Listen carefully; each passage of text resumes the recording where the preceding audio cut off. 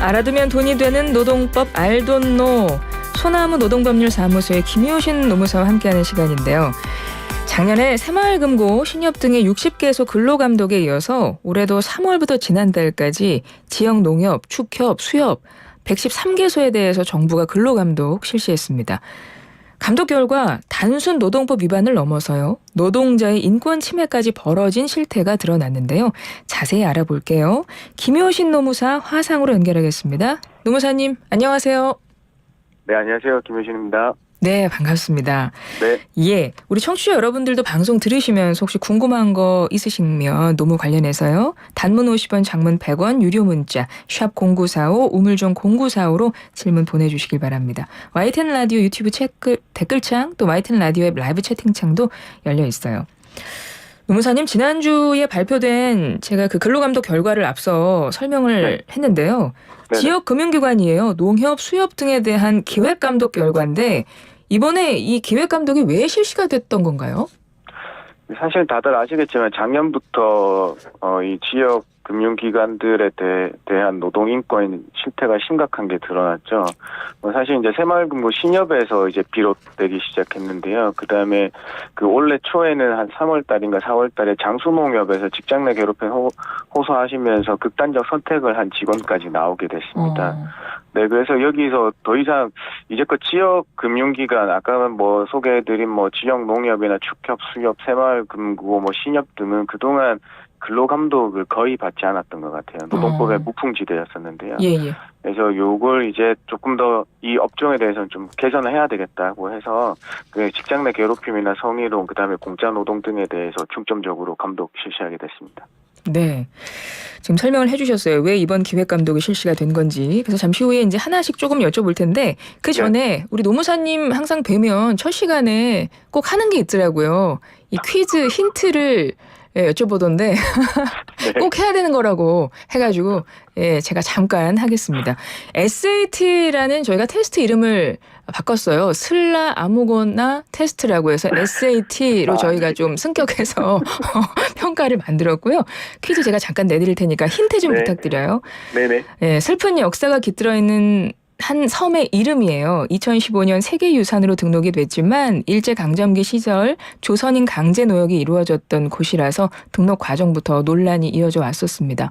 일본어로는 하시마섬, 또 배우 황정민, 소지섭 등의 주연으로 당시 조선인들의 모습을 그린 영화가 나오기도 했어요. 이 섬은 어디일까요? 보기가 총 4개거든요. 1번 군함도, 2번 마라도, 3번 지하도, 4번 태권도 중에서 힌트 내주시죠. 정답 아시죠? 네, 정답은 알고 있습니다만 아까 영화 배우들 하셨으니까 힌트 드리면요. 네, 함사세요. 네. 함사세요. 이 힌트 4개 중에서 이 함사세요가 무엇과 연결될 것인가. 여러분 이걸 잘 기억을 하시길 바랍니다. 제가 보기 다시 내드릴게요. 군함도, 2번 마라도, 3번 지하도, 4번 태권도. 우물정 0945, 샵 0945번입니다. 50원의 유료 문자입니다. 힌트를 이렇게 해주시는군요. 오늘은 그나마 잘한 거예요.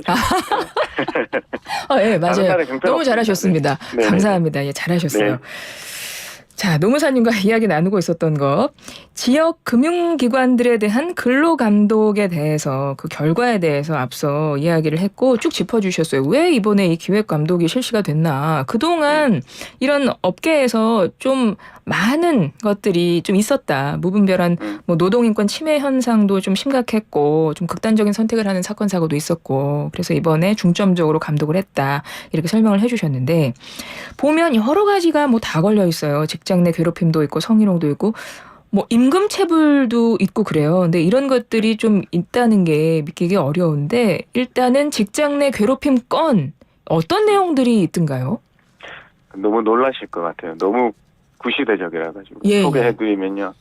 축협에서 발생한 일인데요. 여직원을 불러서 고객과 식사 자리에서 강제로 참석하게 한 것도 모자라 가지고 술 따르게 하고 마시게 할 것을 강요해서 우리 여직원분이 당연히 거부를 하셨겠죠. 거부하니까 본점에서 다른 지점으로 발령낸 사건이 있었고요. 그다음에 또 축협의 조합장분이 매주 월요일날 전 직원 율동 동영상 촬영해서 SNS에 올리고 외모와 복장을 지정하셨다고 해요. 네, 그러니까 그 그다음에 율동 얘기는 임원이, 저도 네. 들은 것 같아요. 예, 예. 네, 그 임원이 그 다음에 뭐 직원들에게 나한테 잘 보면 보너스 나간다고 해서 특정 직원한테 뭐 장기자랑 하도록 시키고 이런 좀 어처구니 없는 일들이 벌어졌어요. 이게 뭐 근로기준법에서도 이런 거를 네, 시킬 수 없는 거잖아요, 원래. 뭐 단체 율동 그렇죠. 이런 거.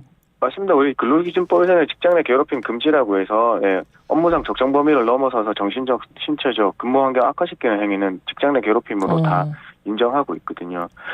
이거는 사실 직장 내 괴롭힘 제도가 처음 도입될 때 우리 제도 도입 초기에 사례로 그냥 저런 일이 진짜 있을까라는 그 이론서에 나오는 내용이거든요. 네네. 근데 지금 직장 내 괴롭힘 도입이 4년차 맞고 있습니다. 실무에서는 전혀 잘 안 되고 있다는 거거든요. 아직까지. 그렇군요. 근데 이제 율동 얘기가 나와서 말인데 갑자기 생각나는 게 예전에 뭐 직장에서 워크숍 가거나 그러면 뭐 앞에서 나가서 장기자랑 시키고 춤추게 하는 건 아니지만 약간 그게 관행처럼 돼서 그 후배들도 쭉 따라하고 그런 거 있잖아요. 맞아요. 그런 것도 사실은 안 되는 건가요, 그러면? 이제 사실 이제 조금 세대가 바뀌었어요. 전에는 우리가 다 같이 뭔가 단합된 분위기를 연출하자는 좀 공감대 형성이 있었다고 하면요. 지금은 이제 시대가 바뀌었어요. 하시면 안 돼요. 의사에 싫다고 하는 걸 강제로 시키시면 안 됩니다. 업무적인 건 모르겠지만 업무 외적인 걸로는 강요하시면 안 돼요. 그렇군요. 네. 그래서 그런 것들 이거 직장 내 괴롭힘이다 이런 말씀이신 거고. 네. 계약직 근로자의 계약 기간이 남아 있는데도 퇴사를 강요했다. 뭐 이건 당연히 안 되는 거잖아요. 안 되죠. 항상 그리고 우리 근로기준법 법제에서는 우리 근로관계를 일방적 조치로서 해고하려면 정당한 이유를 요구하고 있어요. 근데 계약직 직원의 정당한 이유도 없이 뭐 그 퇴사 종용하고 거부하니까 CCTV 위치를 변경해서 그 사람 감시하지를 않나. 기존에 작성하지도 않게 했던 업무 일지 작성하게 해서 막 괴롭혀가지고 사람 내보내려고 했던 사례들도 적발됐습니다. 그러니까 나갈 수밖에 없게 자꾸 그렇게 만드는군요. 주변 환경을. 그렇죠. 이런 거 하지 말라고 직장 내 괴롭힘이 도입이 됐거든요. 그렇죠. 근데 아직까지 이런 일이 벌어지고 있었다는 게 조금 놀랍습니다. 그리고 앞서 직장 내 괴롭힘 중에서 여직원을 뭐 이제 어디 식사 자리 불러서 이제 그거 설명하셨는데 사실은 그런 것들도 하나의 성희롱이 될 수 있는 것 같은데. 그렇죠. 성희롱으로도 그렇죠. 그거 네, 포함해서 또 실질적으로 성희롱, 뭐 성차별 이런 것들도 좀 위반이 됐죠. 사례가. 이거 정말 진짜 제가 뭐 이런 데서 소개해드리기조차 이제 민망합니다. 그냥 어디 삼류 영화에서나 나올 법한 얘기인데요. 이거는 신협에서 벌어진 일이래요. 그 회식 자리에 여직원이 술을 깨기 위해서 그 어디 회식 장소 앞에 벤치 앞에 앉아 있었는데 남성 임원이 가서 강제로 입맞춤을 한 사건이 벌어졌다고 해요. 그래서 이제 인사상 불이익을 입을까봐 그동안 말 못하고 있다가 이번 기회에 용기 내서 신고하시게 된 겁니다. 그러니까요. 이렇게 노동 환경도 악화시키면서 근로자 개인의 삶도 피폐하게 만드는 건데 뭐 직장 내 괴롭힘, 성희롱, 성차별 이런 것들이요. 네, 맞습니다. 근데 지금 이렇게 쭉 설명하고 있는 게 지역 금융기관에서 벌어지고 있었다는 거거든요. 네. 근데 사실 이런 일은 뭐 모든 직장을 다 전수조사 해보지 않고서는 뭐 여기만 그렇다 이렇게 뭐 말할 수는 없겠지만 사실 이런 지역 금융기관이 작년에도 이런 위반 사례들, 뭐 인권 침해 사례가 인지가 됐기 때문에 올해도 중점 점검한 거잖아요. 맞습니다. 근데 이렇게 적발만 하고 끝나면 또 달라지는 거 없을 것 같은데 이렇게 적발된 것들 앞으로 어떻게 되는 거예요? 사실 이제 직장 내 괴롭힘 행위에 대해서는 500만 원의 과태료를 부과했다고 해요. 왜냐하면 이거는 사용자에 의한 직장 내 괴롭힘 행위는 우리가 유일하게 과태료 부과할 수 있게 만들어 놓거든요. 근데 과태료가 유일하게 부과할 수 있는데 500만 원이면 너무 적은 수준 아니에요? 그렇죠. 네, 우리가 느끼기에는 500만 원 수준이 적어서 이 처벌 수위를 어떻게 해야 될지는 항상 고민하고 있습니다. 그래서 그다음에 더 중요한 거는 동료 근로자에 의한 직장 내 괴롭힘 행위는 회사의 사적 해결로서 징계만 요구할 수 있거든요. 그래서 지금 괴롭힘 행위자에 대해서는 징계 실시하지 않았으니까 징계를 요구한 사항이라고 해요. 대신에 우리 직장 내 성희롱 행위에 대해서는 굉장히 강력하게 처벌할 수 있거든요. 그래서 범죄 인지해서 검찰 이제 사법 조치되도록 검찰의 기소 의견으로 성취했다고 합니다. 그렇군요. 근데 임금 체불 이것도 솔직히 근로자 입장에서는 굉장히 심각한 거잖아요. 네. 이런 위반 사례도 많던데요, 임금 체불도요? 사실 이제 우리가 생각하는 이제 금융기관들에 대한 연봉이 좀 높지 않습니까? 네. 물론 제2금융인 이 지역 농축협 이런 데는 아니지만은 그 어떤 금전적인 그 경제적인 부담이 없게 만들어서 돈을 만지는 데 있어서 좀 객관성을 유지하도록 하게 만드는 음. 건데요. 근데 여기는 사실 연장 근로 수당을 아예 지급을 안 해주시고요. 지급하더라도 법정 기준 말고 그냥 본인들 나름대로 해서 과소 지급하고 또 중요한 건 현금이 아닌 상품권으로 지급했다고도 합니다. 아, 네네. 네, 그다음에 제일 중요한 거는 연차 미사용 수당도 주지도 않고 최소한 퇴직금도 적게 지급했다고 해요. 그 건수가 214건이고요. 피해자가 무려 3,955명입니다. 그럼 금액도 상당하겠네요. 네, 그래서 총 해서 38억 원에 이르게 됐습니다. 임금체불이요. 네. 그러면 이런 임금체불한 것에 대해서는 이게 노동법 위반 책임 물을 수 있는 거 아닌가요?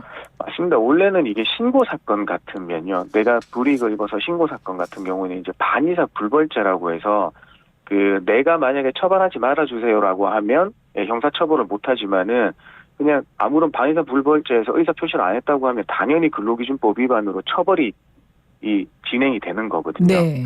물론 이제 우리가 그렇게 강력하지 않아서 뭐 벌금형으로 끝나긴 하지만요.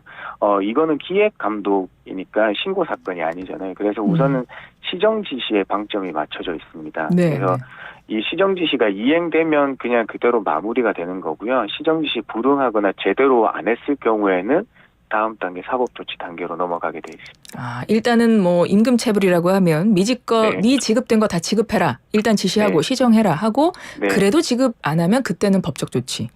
맞습니다. 이렇게 되는 거군요. 네. 뭐 지금까지 많은 것들을 설명해 주셨는데 혹시 요거 하나 더 설명하고 싶다 하는 것 좀 있으세요? 사실 우리가 이제 많은 사기업들에서 놓치고 있는 게 근로계약서는 쓰시는데요. 거기에서 중요 사항들이 빠진 채로 쓰시게 돼요. 그래서 필수적 기재 사항을 소개해드리면 뭐 네. 임금, 그다음에 출퇴근 시간, 근로 시간, 그다음에 휴일, 휴가 등에 대해서 내용이 제대로 적어 주셔야 되고요. 그다음에 지금은 임금 명세서 교부가 의무화되어 있습니다. 네, 그 직원이 그 달에 얼마를 어떻게 받아가야 되는지 계산 내역일 제대로 기재하셔서 주셔야 돼요. 그걸 이제 신경 써 주셔야 되고요. 그다음에 요즘에는 이제 휴게 시간을 못 쉬었다는 거에 대한 휴게 시간 미부역 요런 것들이 있거든요. 좀 주의 깊게 계약서대로 운영을 해 주시고 계약서대로 운영하지 못할 경우에는 어떻게 된다는 그런 서로 간의 계약서상의 문구를 넣어 줌으로써 좀 그 사전에 예방을 해 주셨으면 해요. 그다음에 성희롱 예방 교육은 1년에 1회 1시간 이상씩 실시해 주셔야 되는 거고요. 더더군다나 이제 배우자 출산 휴가가 있습니다. 그 남성 직원한테 우리 집에 계시는 사모님이 출산하시면 그 배우자 출산 휴가 부여해야 되는 거거든요. 총 10일인데요. 그게 토요일, 일요일 뺀 10일입니다. 그냥 평일 근로에 대한 10일인 거니까 그거 제대로 부여해 주셨으면 됩니다. 예, 알겠습니다. 오늘 말씀은 여기까지 듣죠. 지금까지 알돈노 김효신 노무사와 함께했습니다. 노무사님 고맙습니다. 네, 감사합니다.